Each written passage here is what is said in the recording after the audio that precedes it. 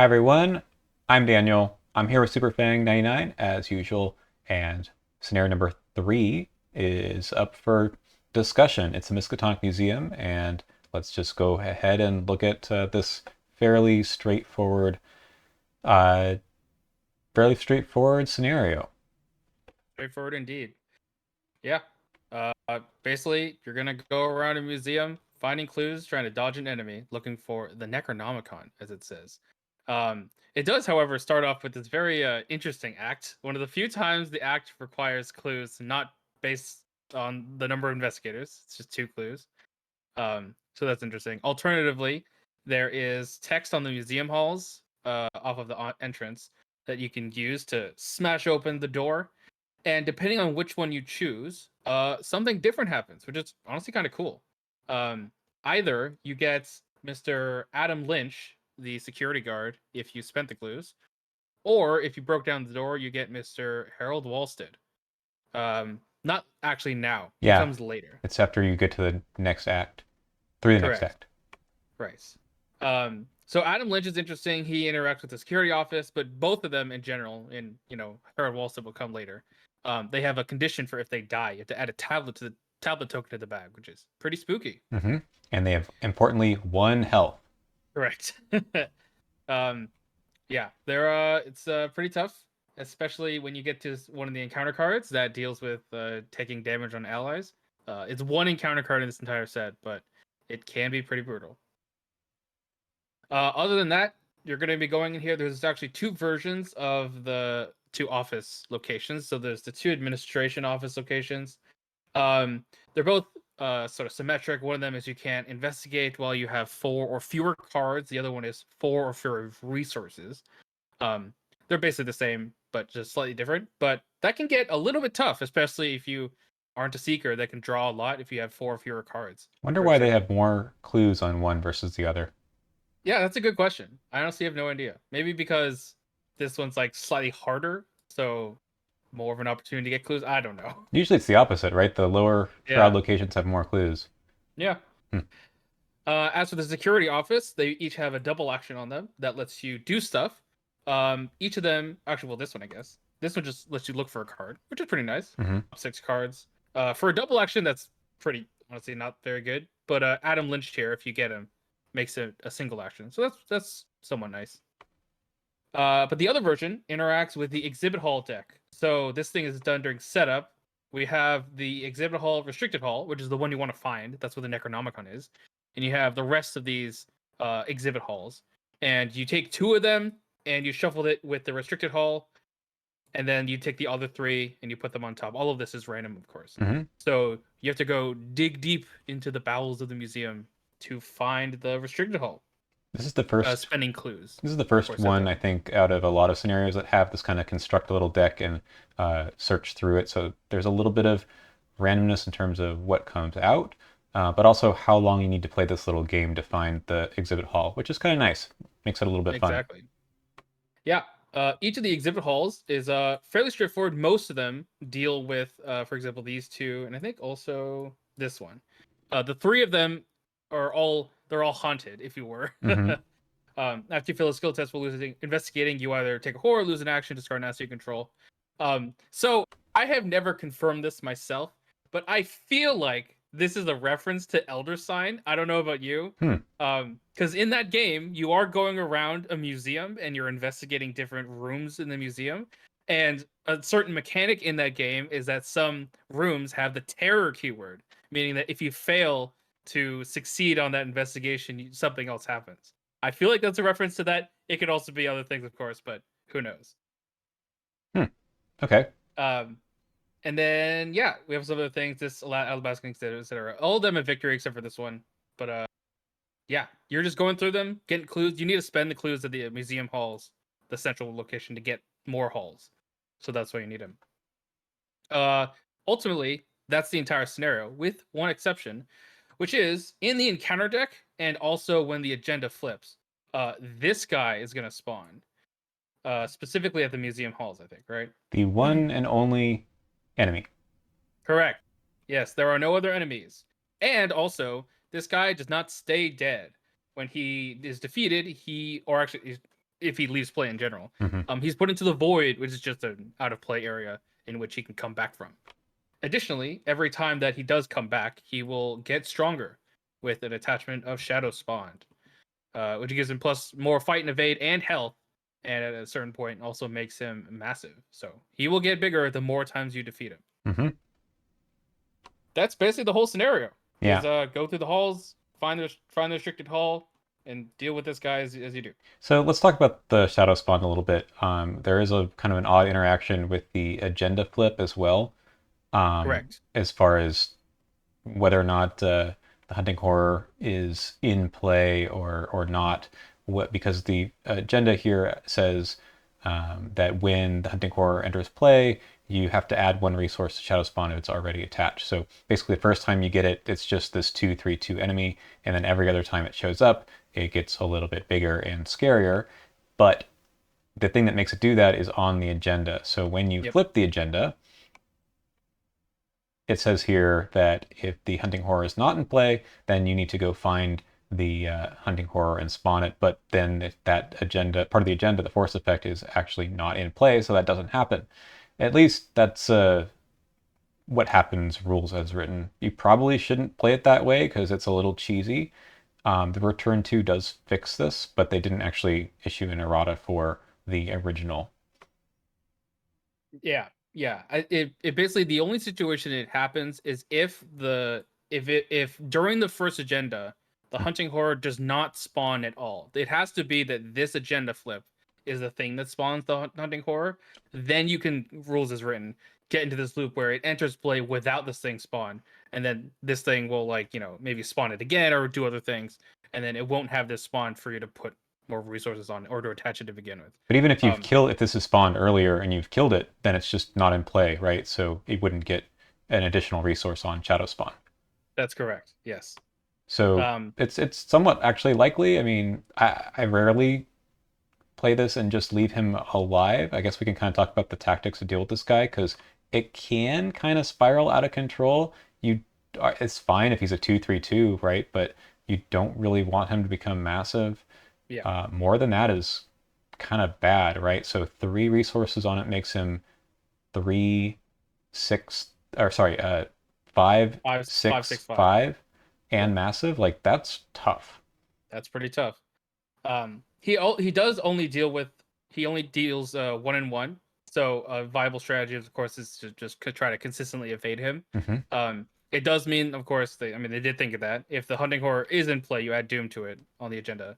So there was a reason to maybe not do that. But honestly, if you're just evading it and you're going fast enough, you might finish the scenario without that even mattering. Yeah, I think you kind of have to have an evade strategy, and if you don't, then it can get pretty tough. But I figure that most teams don't really, especially smaller player counts at this point in Yeah. the game, haven't really thought about evading as the necessary thing to do, especially over and over again. And if you are playing this on your first run, you might not, know how many times this guy is going to respawn, and it's worth looking at the encounter deck that he can respawn quite a number of times based on the encounter cards if you're unlucky. Yeah, this definitely is a scenario where going fast is really valuable. The tempo is very valuable in here. It Hmm. requires less chances of the hunting horror to spawn, and therefore you require like exponentially less time to complete the scenario. So going literally as fast as you can pretty much smash the scenario through. But if you kind of dawdle, this guy can spawn over and over again and really mess you up. Hmm. I don't have a problem with the health of the enemy getting a lot higher, but the fight and evade values are kind of tough. Yeah, But it can get pretty tough. if he's a massive, then I guess you could just kind of walk away from him and not worry about it. But um, it is the only enemy, right? So you can just have your fighter play all the weapons and all the soak and just worry about that one thing. Yep. But that can be kind of slow. Yep. What I found in this scenario is so you'll notice that in the museum halls, you can spend someone else's clues, which is not very usual in this game. But if you're kind of worried about your action tax here of having to put the next location into play, and then of course you have to move to it, that's not included in that action either.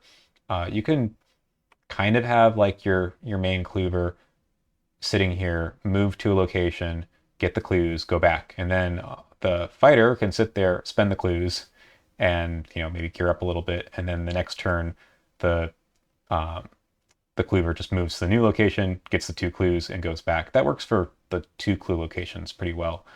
It's pretty easy to get two clues at once in this game. If you're playing Rex, it's really easy to do that.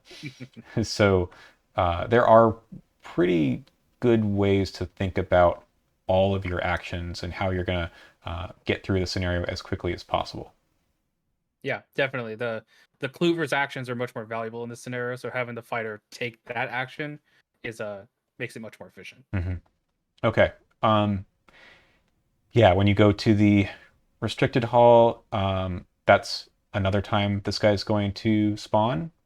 Correct. And indeed, when you get there, if you smash down the door, that's when you get Higher Wallstead, Mm-hmm. which will allow you to better investigate that location, which is pretty nice. Mm-hmm. Other than that, he doesn't really do much. Nope. He's But just he's just there.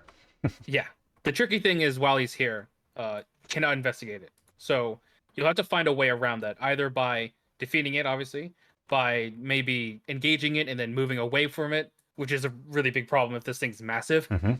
Um, Alternatively, you could have whoever opened this location come back. This thing hunts back, and then someone else goes in and then tries to deal with this thing out here. Mm-hmm. That's another way to do it.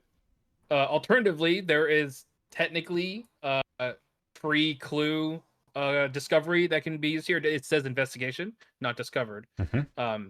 which means that things like your working hunches, your extensive research is all still work here.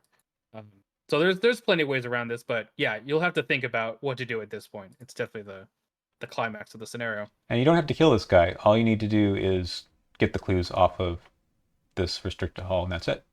Correct. All right.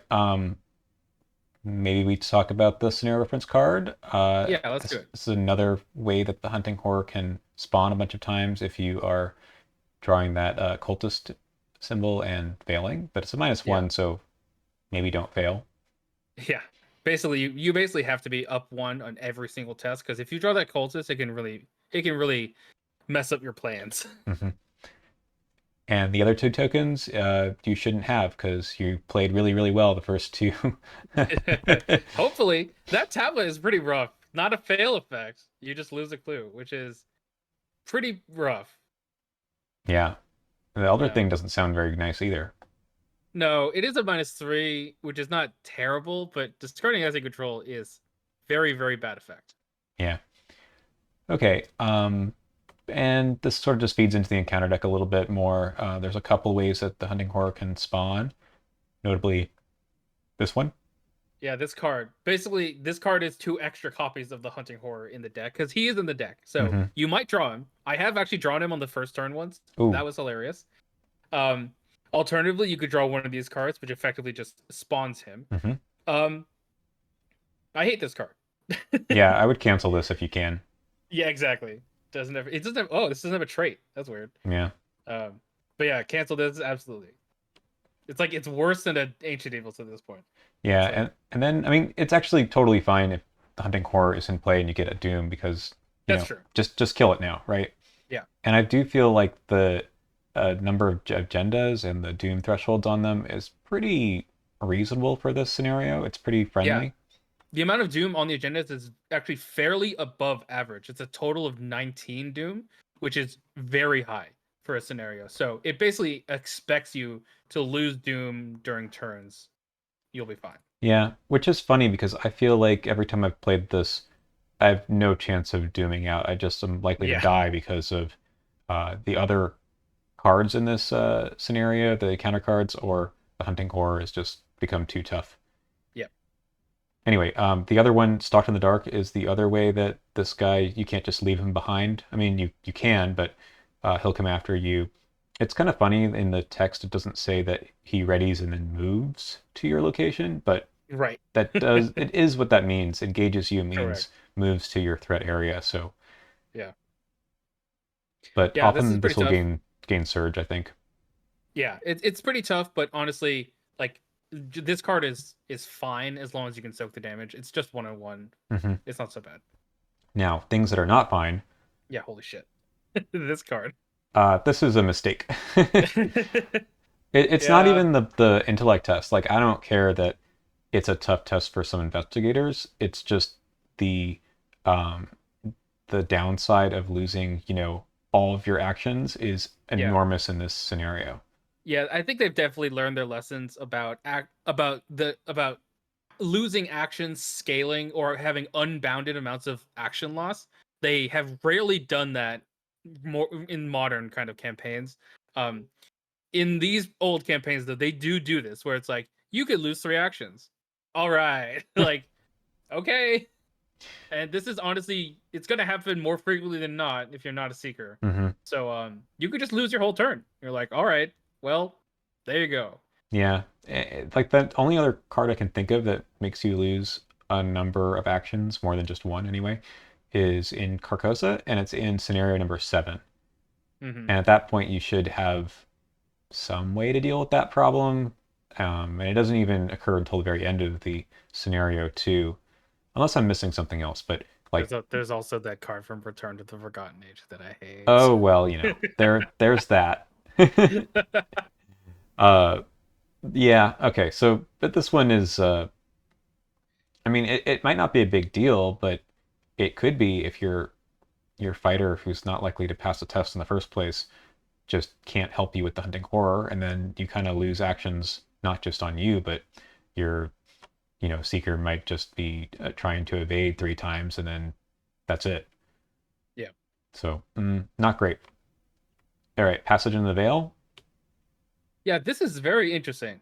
So it's a willpower test, more difficult if the hunting horror is at your location, and you either discard the top 5 cards of your deck, which obviously interacts with the other cards of this encounter set that care about you discarding, for example, Beyond the Veil. Mm-hmm. So it's like you're going into the veil, haha. Um, or you take a direct damage and deal 1 direct damage to each of your allies. Which honestly, like, if for example, if you have no allies, taking 1 damage, easy enough. If you have an ally that has health soak, easy enough. If you have Harold Walstead or Adam Lynch, here's a tablet token for you. Mm-hmm. Um, so it's honestly a like I actually kind of like this card. It's a tough decision, but losing those 5 cards isn't the worst, unless you have Beyond the Veil, of course. And the damage can or doesn't have to be that bad depending on where you are in the scenario. So I think that the choice at least is pretty interesting. I like choices. Yeah. All right, those are the new ones, and then everything else is an oldie but goodie. Yes. So there's more of the discarding from your deck issue that we just Don't talked about. put This this in the museum halls. God damn it's it. awful. At least you can Yeah. discard it. The Yeah. Oh yeah. When you get to return to and you get to the infinite door or Yep, whatever it's yep. called. Oh God. Anyway, the other ones are, it's just another Beyond the Veil. I think is kind of going back to what I was saying before. You're likely to die because of this card rather than the Yeah. agenda going Yeah. through. So this is the card that makes you go fast. Anyway, I don't really get why this set is in this encounter this scenario. I don't know either. Is it? It's in one more, right? It's in the Dunwich scenario. Maybe? I don't know actually. I guess we'll get to that. Maybe not. Like it feels like they just needed to use it again. I I, Yeah. I will say that the twist of fate, and we talked about this before, but like man, the 2 horror can add up now that we have a few other effects that um, can deal you some testless damage. Getting cursed luck if you're the person who's dealing with the hunting horror and it's getting bigger can also be pretty bad. Hmm. Stats getting really huge. Yeah, but thematically, yeah, like what are these Yeah, cards doing I here? don't know what these are doing either. On the other hand, obscuring fog, we actually have a museum in the picture, I so know. there you It's go. perfect. Hmm. Perfect card. Yeah. And I love locked door as well. It's perfect. Yep. All right. It's a pretty simple scenario. Like I think it's Yep. totally fine. There is just this like overall issue that I guess we'll talk about in a second of, what do you do if you're not getting clues? Yeah. Is it yeah, I have one more question for you. sure. Do you take the Necronomicon or not? Oh, that's right. Um, no, usually not. Really? Yeah. Okay. I mean, Let's see. Let's let's take a look at it. It depends on who I'm playing, I guess. If I'm yeah. playing Daisy, then yeah, sure, Yeah. why not? That's pretty awesome. That's a free 2 resources every turn if you want. Yeah. Um, I don't I know. get it. If you're Daisy, yes. If I feel like if you're an investigator that relies on intellect that doesn't naturally have 5, I think that this card is actually fairly good. Mm-hmm. Um, and honestly, I don't think the Elder thing is that bad. Um, it is bad in the last scenario. I agree, but it adds a getting this adds the an Elder thing token, which is why it's a choice. Yeah, Um, my like overall opinion about story assets is like some of them are going to be like changing the way that you play the game in yeah, terms of your, you really wanted to play for whatever reason. This one, I don't feel like is replacing because of the hand slot. Probably, it's not really replacing something that you, um, like a magnifying glass. Like you'd probably sure. rather just have the magnifying glass, which costs one resource or maybe zero, and is fast. And this is just kind of well doing the same thing, but you don't really need it. I will say, if you can get this in play in Blood of the Altar when you defeat Silas Bishop, Mm-hmm. it's insane for where Doom awaits, That's true. right? Because it causes the abominations to not be in play, which is huge for that scenario. Yeah, okay, that's fair. I guess It's definitely a very you have to be very lucky because you have to get the card, bring it out, have be to able to play it. Yeah, defeat Silas Bishop, and then you get to the actual seventh scenario, and I like it. It's here. I mean, it's a cool idea. Obviously, you can be Daisy and have three different Economicons, right? that's true. So, and yeah, it has some cool story stuff later. But usually, I'm thinking about other things in my deck. Yeah, fair enough. All right. Yeah, let's go over to talk about some ratings. Let's do it. Okay, so as usual, we have some criteria, some rubrics, so to speak, to talk about. Replayability. I guess I'll start here. This is kind of an interesting one to talk about just because the only thing that is different is the order of the exhibit hall deck. And also, I guess which how you get into the museum is like That's you go right. one way or the other. If you're deciding But yeah, to break in or just spend the two clues. and also the offices have two different versions of each. All right, there's a few things. I'm only thinking about the one in terms of how different it really is to play through. So I For mean, sure. let's talk about the breaking in or not. I basically always just get the clues because they're pretty easy. Do you go with either one? I usually do get the clues if I can. Um I think that if I have a naturally high fist investigator who is willing to just spend an action to do it, I just do it.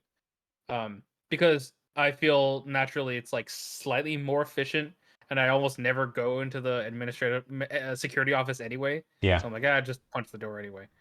that's It true. also means that you're carrying that ally asset for less time, meaning that there's less chance that you get the tablet if he dies. That's Um, fair. but He doesn't take up an ally slot though, thankfully. correct. Um, so it kind of got out of the go away. It ultimately doesn't really change, but it's in the scenario for sure. Yeah, not really. I just think about like you're flipping over a card that's a location you don't know what it is, and you're thinking, I hope it's not the one that, loses all the actions or whatever, right? Yeah. Yeah. Otherwise, this is pretty samey. Yeah, I would say so. I'm gonna kind of put it Um, like just putting my review out here. I'll put it kind of right down the middle at a three. yeah, I was gonna go for a 3 as well. Um, order locations, different location setup, multiple paths at the very beginning. Otherwise, not really much change. How about the second question here? Do you find this enjoyable when you come back to replay it? Well, so I mean, this is definitely one of the lower points in Dunwich. Um, I would say that you more often than not get all of the locations anyway, so it's not like you're seeing anything new.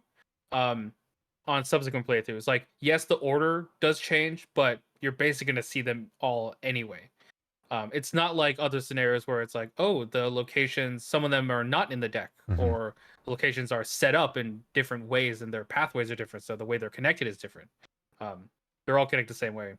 It's basically gonna be the same. Yeah, there's a few that are connected to each other, right? Yeah. Without having to go back to the main area, right? Hmm. So that can maybe change things. I don't know. Probably not though, because you still have to go back and spend the clues. Yeah, it's more relevant in higher player counts because then you can have player investigators at different locations kind of meet up. But in 2 player, you're gonna have one person at the halls just staying there, so it doesn't really matter. Yeah, yeah. I think that I don't know. It's okay when you replay it in terms of the thing I was talking about before, where you kind of can plan out exactly how what you should be doing every turn Yeah, and count the number of actions you have left, and that's kind of fun. Like I do enjoy thinking about, okay, I have my get two clues event in my hand, so I can go, move there and then move back, and the other investigator can spend the clues. That's kind of neat to sort of math out that other scenarios don't quite line up as neatly as this one, but that can get old too, I suppose, after yeah, a few times. yeah. All right, let's go on to the next one. Fairness. Yeah. Honestly, there's a couple encounter cards in this set that are pretty unfair. As we've spoken about, the ephemeral exhibits is pretty unfair. It can just turn off your whole turn, which is kind of not fun. Um, it's one thing to reduce limit progress, or try and drain resources that you have in terms of health or damage, but not letting you play the game is kind of like, all right, game, I'm here to play a game. Mm-hmm. Um, so that's pretty rough. Um, I think other than that, it's fine. Like as you said, you're pretty much never gonna doom out. Honestly, I would say that the doom clock is the one thing that doesn't feel pressing at all, and could be like either more pressing or try and figure out how else to deal with the hunting horror, um, to put on pressure, because the hunting horror is this very weird thing where for a lot of uh investigator groups, like they're either going to have like the easiest time in the world with the hunting horror, or it's going to be like absolutely debilitating. Mm-hmm. And obviously that touches a little bit more on balance, which I'll get to in a sec. But I think that the scenario with the hunting horror specifically as the mechanic makes it very variable as to just when the thing comes out and how you can deal with it. um Other than that, it's like, I don't know, you're getting clues and you're spending actions to find places. So there's not a lot more than that going on. What do you think? Yeah, I agree. It's fairly standard in terms of what's going on. You really can't do much about when the hunting horror is going to show up. I Yeah. do remember I played this scenario for the second time way back when, and I forgot that there was only one enemy in the deck. And I think it was turn two, I suppose, or I guess round two. I was playing Leo Anderson, and I was like, I'm going to go on the hunt. I did find him, but then I realized, oh, wait a minute, Oh no. there's no other enemies in play, and I've just spawned this guy early for no reason. The hunter became the hunted though. It was kind of cool because I got the let God sort them out to pop off. Oh, that's cool. But that's I don't know. There's not much you can do about when it shows up. You can try to be up one on every test to make sure you don't fail on those um, the cultist token, and you can try to cancel some of the encounter cards that bring him out extra times. But I think overall you should probably shoot for him only coming out I guess four maybe times to let him get massive on the last time he shows up. Maybe. Yeah, it really depends if you're defeating him every time. Right, right. At maximum that time, right. I guess we didn't talk Sure. about the thing about evasion is that you can evade and then you have to reveal a random token to see if he Right. readies or not. And I that's do just like the fact I like the fact that and this is just a thing with this game because it's really cool, mhm. that the chance of it readying at the start of the enemy phase when it's exhausted um is based on the symbol tokens at the back. And so what that means is if you've made poor decisions in the previous scenarios, aka cheating or let the students perish, Mhm. then there's more likely a chance that the hunting horror is going to ready, meaning that it kind of feels kind of like a thematic match on like your horrors coming back to haunt you. Um, so I like that aspect in terms of aesthetics, but yeah, there is still that notion of like even if you evade it, he's still going to ready, so it's not completely reliable. Yeah, it's still better than I don't know. Evasion still is totally fine because it lets you take the rest of your actions, and that's important, I think, rather than just the one and one that you get in the enemy phase. So it's not that big of a deal. Absolutely. Okay, a rating for this one? Yeah. You know what? I'm gonna give it a 4. I honestly think that it's pretty fair. The one thing that I'm upset about is that ephemeral exhibits, but otherwise, it's pretty standard. Like You should be able to get through this. Yeah, I'm gonna go 3 again just because of it's fine, but Yeah. I think the doom clock could have been tweaked in some way to make that part a little bit less of an issue. Yeah, I agree. Yeah. Okay. That brings us to balance. All right. Yeah, this is tough. Um, it's kind of sad when there are no enemies in the encounter deck and your fighter is just sitting there, and you'd be like, I can contribute. I promise. Hmm. Um, but yeah, this one, I think that this scenario in particular is kind of known for its imbalance, where it's all on the Clover roll. Because normally, and this is just this game, the Clover sets the tempo of the scenario by getting the clues and advancing the acts as fast or as fast as they can. In this scenario in particular, there's almost like there's it's all dependent on that. There are no like roadblocks that the Clover has to kind of run into that requires them to get around. And so the only thing that's stopping them is the hunting horror. Hmm. And what that means is that there's an incredible amount of imbalance when it comes to who, like the responsibilities of every investigator in this scenario for their roles. Like, yes, if you're playing two investigators that are pretty flexy, this scenario is basically a cakewalk because you can both investigate whenever you want, and when the hunting horror shows up, you can just deal with it, and then that'll be fine. But if you have someone who's like a dedicated fighter, they're gonna have nothing to do for like 70% of the scenario. Um, and if you have someone who is can evade, their entire job is gonna be to evade this thing. That is gonna be their purpose. Yeah. So it's pretty wacky in that sense. And I'm sort of bummed that the evasion tactic really is the best one Yeah, because, like I said before, you don't want this guy to get 7, 8, or more health. It's unbounded, right? So you're gonna die if you have to use all of your firepower on this guy. Again, it's not the health; it's actually just the fight and evade values. You're not gonna yeah, beat a 6 or 7 uh, fight enemy for that many actions. yeah. Yeah, it's pretty rough. I would say balance wise, I'd probably give it like a 2. Um, just because I mean, I think this is the inherent issue with unkillable enemies or enemies that come back, which Hmm. is especially in these kinds of scenarios, the the way that you deal with them leans heavily into very specific play styles, or you're kind of helpless. Yeah. And if you play as a flex investigator, or or maybe even just a few ways to get some clues with an event, I found that look what I found is really really good in this scenario. There's a lot of low shroud locations. As the Yep. fighter, you can just run a couple of cards that get you some clues, and it does speed things up a lot more because the movement tax for the seeker is for the clover rather is real. Yeah. Maybe get Pathfinder before the scenario. Pathfinder. Yeah. Turns out Pathfinder's a good card. Mm-hmm. Mm-hmm. I'm gonna go with 2 also. That sounds good to me. All right. Lastly, does this feel like a scenario where we have a new and interesting gameplay loop, or at least we have the fiction of sneaking around a museum that is closed after hours? So I will say that this is the first scenario that kind of has this constructing of a location deck, which for me is pretty much always a winner. I always love scenarios where that happens. Notably, the Pallid Mask and Carcosa is a huge one. Hmm. I also like a lot of the scenarios in Innsmouth that have these location decks are really cool. If they're not overused, of course. But I love the location deck scenario. So I think that this scenario introducing that is really cool.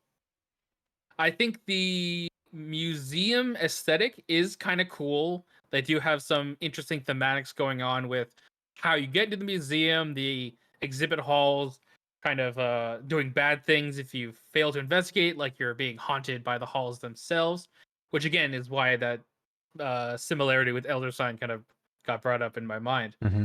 And each exhibit kind of is cool, and I like the Medusa exhibit is always like the Medusa's scared, so that's why you had to discard an acid or something. Yeah. Um, yeah, I think the one kind of loose thing is I'm not really sure why this hunting horror is in this museum. Um, like why is it here? Is it like guarding the exhibit halls? Is it also searching for knowledge? Not really. It's just kind of here from the void, I Yeah, guess. I guess. Yeah. It never comes Um. back either in future scenarios, so Yeah. Oh, what if this was Yogg-Sothoth the whole time? ooh. What if it showed up in the very last scenario of this campaign and chased you around lost in That'd time be and cool. space? Oh god, that'd be really tough. Yeah. So I think there's kind of a light thematic there. So I'll give it some props. I honestly I would say like if when it comes to interesting gameplay loops, this one can get a little boring, especially with for fighters who don't have anything to do. So I'll also kind of knock it points there. I think overall I'm gonna give it a 3 also. It has some things going towards it, otherwise it's kind of just okay. Yeah, I agree with all of that. It's not bad. It's also kind of quick, right? Yeah. And I've noticed this about Dunwich in general. It's even if the loop is can get a little old, maybe on replay for sure, but it's not a slog. There Yep. is a slog scenario in this campaign. This is not one of them. So yeah, I'll go with maybe 2.5. All right. All right, I think that's about it for now. We're going to go and talk over back over to TTS and talk about the Return 2. So if you haven't played the Return 2 yet, uh, you might want to stop here and check out another video on my channel, maybe some more of our reviews. Otherwise, stick with us. We'll do some Return 2 discussion. All right, we're back with the Return 2 changes. And it's mostly with the encounter deck. There's one difference with the agenda that I mentioned before where it does tell us, the thing about the agenda 1B and 2B. So the other side of the agendas, you're supposed to consider that the force stability on the next agenda and the agenda deck is considered to be active. So you don't Yep. get to bypass putting a token onto the Shadow Spawn. Speaking of, Yep. there's two more cards dealing with the hunting horror specifically, and they are just awful. So Dark Bidding, the first one, I just played this one recently, so this is in my mind. Fresh on your mind. Yeah. Yeah. So this one is you have to take an additional damage and horror and heal 2 damage from hunting horror Hmm. if you get attacked by it, and this is just you know attached to the hunting horror forever. So even if you get the uh, what's the one where it just moves to your location and attacks you? I can't remember, Yeah, but that one. yeah. You're just going to get hit for 2 and 2, and well, too bad. Yeah. Too it bad. it punishes evasion a little bit, maybe, or at least you should heal. Don't let it heal damage from the hunting horror. Just like either kill it or evade it, and don't put any damage on it. But Yeah. it's I tough. guess it punishes just not instantly killing it as fast as you possibly can, Hmm. which is, what it was a route in the scenario where you don't kill it for a while and then kill it near the end of the agenda so it spawns back, but as unfrequently as possible. So this one is like, kill it now, please. Yeah, it's just more touchless damage and horror, which I think is tough in this scenario. Yeah. However, the other one, Night Beyond Void, is brutal. Yeah. So Yeah. remember how I said don't try to let the hunting horror spawn more than 3 or 4 times. You don't want it to get extra resources if you can help it. This is just 2 more. You might not Yep. draw both, but it's going to be really tough to hit. Again, More targets for your water protections. yeah, if you can. Again, like I don't think this scenario to make it more difficult needed to beef up the hunting horror. I get that sometimes it can just sort of whiff and he's not really a problem in the scenario, but making it harder to um, deal with is, I don't know. I'm just not a fan of that as being the problem. What that makes this scenario a little bit flat. Yeah, I think the rough part about it is definitely the stat increase from the resources on the shadow spawn. Hmm.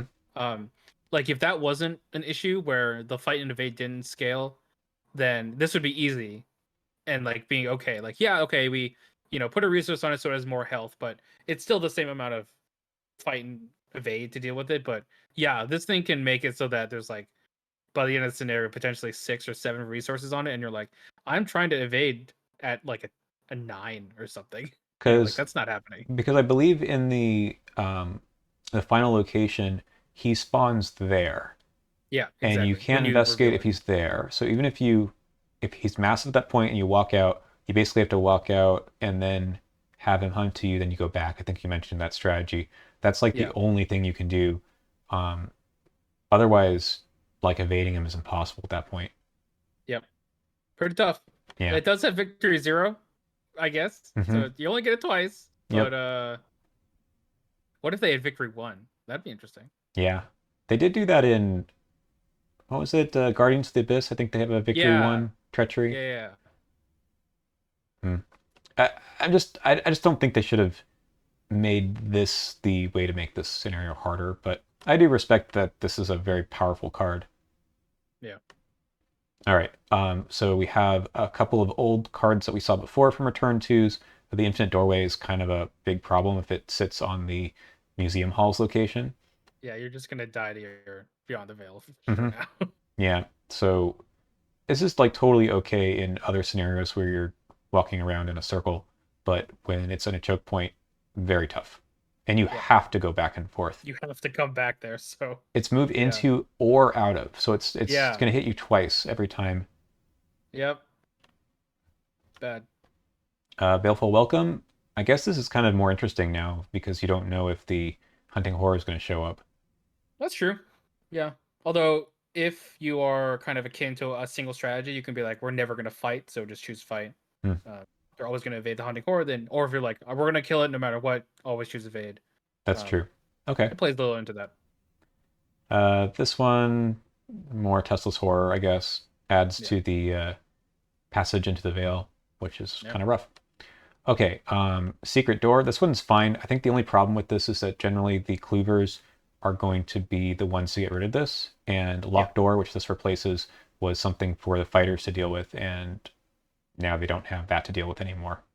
Yeah. Honestly, it's actually I like this card in this set. It makes the cleavers like have to actually deal with something. Hmm. Um, yeah.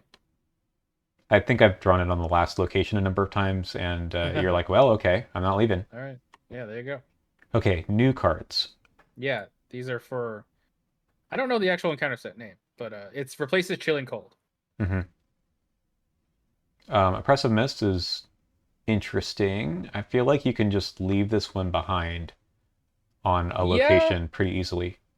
yeah. It's a bit of a memory one when you're like, oh, I because you have to remember to do it after upkeep. That's Um, right. because if everyone in upkeep's there, they all have to make that test. Um, it's honestly kind of fine. Yeah.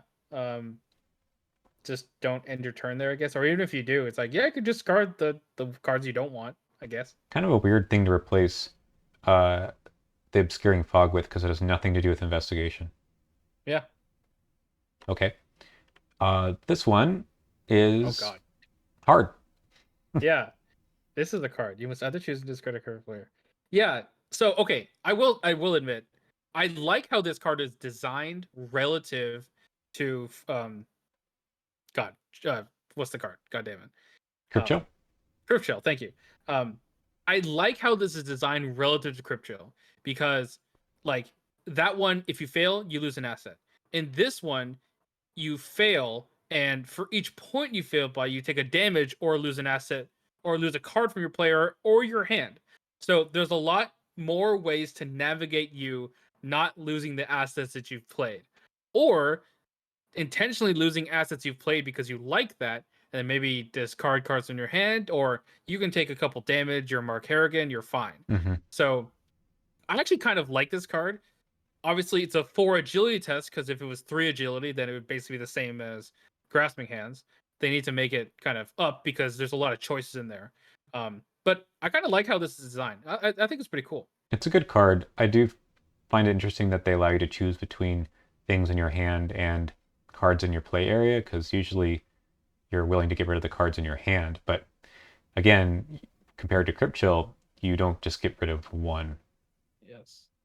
This is a it's also interesting. It says cards in your play area, um, which I think that technically means that it doesn't have to be an asset if you've somehow gotten other cards in your play area. Is that right?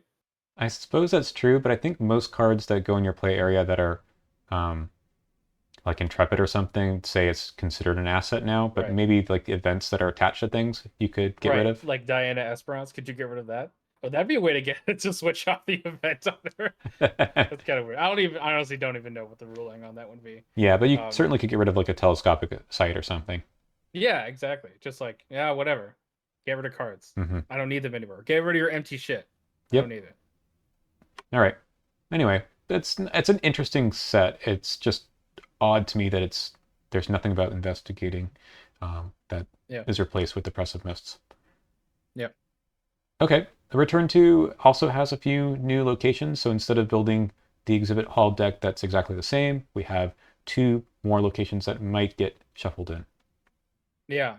Uh, I don't know why you would ever voluntarily take this double action. No, It seems awful.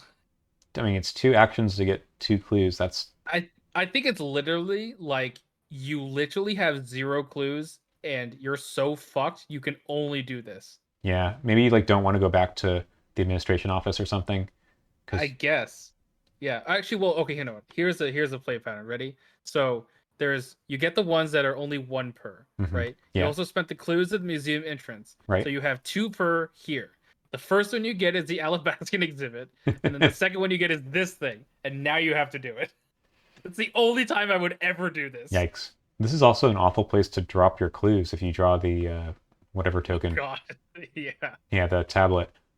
Yeah. Um, yeah, don't hold on to clues. Spend them. Yeah. All right, the other one is just another haunted Yep. effect. There's one that already says if you fail you take a horror, so it just mirrors it. It's Hmm. pretty cool. Yep. All right. It's not a bad return too. I just like I said, I feel like they could have done something else with making Yes. this a little harder instead of Oh, this guy being really big. this is also a one-way connection to the restricted hall. I just noticed. I never knew that. Hmm. That's kind of fun, I guess. Yeah. All right. No, is it two way? No, it's only one way. Oh, you're right, because it doesn't. Yeah, that Yeah, icon. That's so strange. Maybe that yeah, door, that scary door that's in that middle right. of the picture. Go. Maybe the hunting horror is in the archives, and that's why it goes to the restricted hall when you go. I don't That's the know. door he uses. He just opens that up. Exactly. Yeah. All right, that's it for us today, and we'll move on to the train scenario next time.